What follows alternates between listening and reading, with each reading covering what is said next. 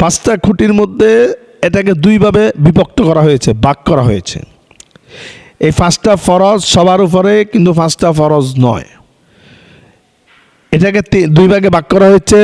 পাঁচটা খুঁটির মধ্যে, পাঁচটা ফরজের মধ্যে তিনটা সবার উপরে ফরজ, বাকি দুইটা হচ্ছে শর্ত সাপেক্ষে। তাহলে যে তিনটা ফরজ সবার উপরে, সেই তিনটা হচ্ছে নারী হোক পুরুষ হোক, গরিব হোক ধনী হোক, ফকির হোক মিসকিন হোক, সবার উপরে তিনটা ফরজ। এক নম্বর, আশহাদু আল্লা ইলাহা ইল্লাল্লাহ ওয়া আন্না মুহাম্মাদুর রাসূলুল্লাহ সাল্লাল্লাহু আলাইহি সাল্লাম। এই যে আল্লাহ এবং তার রাসূল, আল্লাহ ছাড়া কোনো ইলাহ নাই, মুহাম্মদ রাসূলুল্লাহ সাল্লাল্লাহু আলাইহি সাল্লাম আল্লাহ তাআলার রাসূল, এই বিশ্বাস করা, স্বীকৃতি দেওয়া, এটা সকলের উপরে, এটা ফরজ। দ্বিতীয় নম্বর, ইকামিস সালাহ, সকলের উপরে নামাজ পড়া ফরজ। ধনী হোক গরিব হোক, ফকির হোক মিসকিন হোক, নারী হোক পুরুষ হোক, সবার উপরে নামাজ আদায় করা, সালাত আদায় করা ফরজ। তৃতীয় নম্বর, রমজান মাসে রোজা রাখা, এটাও ফরজ। নারী পুরুষ, ধনী গরিব, ফকির মিসকিন, সবার উপরে এটা ফরজ। এই তিনটা। বাকি দুইটা হচ্ছে সম্পদশালী, অর্থ যাদের আছে, সম্পদ যাদের আছে, সামর্থ্য যাদের আছে। হজ সবার উপরে ফরজ না, যাদের সামর্থ্য আছে নেশাব পরিমাণ, তাদের উপর হজ ফরজ।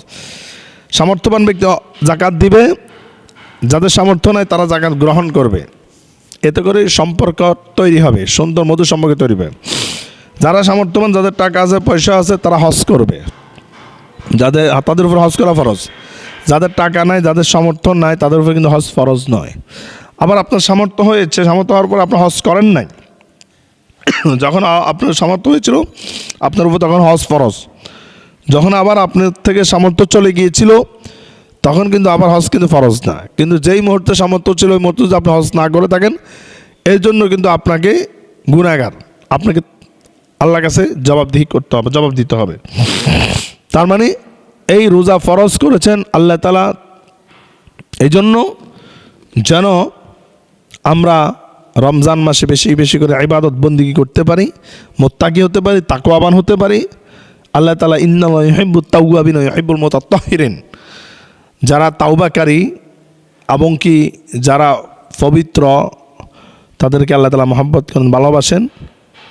এবং ইন্নাল্লাহা ইউহিব্বুল মুত্তাকিন, আল্লাহ তাআলা মুত্তাকিনদেরকে ভালোবাসেন, যারা তাকওয়াবান। এই জন্য আমরা রমজান মাসে বেশি বেশি করে ইবাদত বন্দেগী করে আমরা তাকওয়াবান হব ইনশাআল্লাহ।